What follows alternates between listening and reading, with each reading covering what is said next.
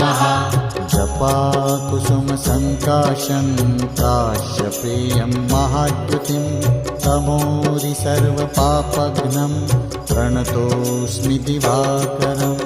ॐ ह्रां ह्रीं ह्रौं सः सूर्याय नमः।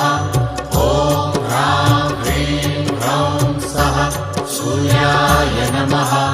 जपाकुसुमसङ्काशं काश्यपेयं महाद्युतिं तमोरि सर्वपापघ्नं प्रणतोऽस्मि दिवाकरम्। ॐ ह्रां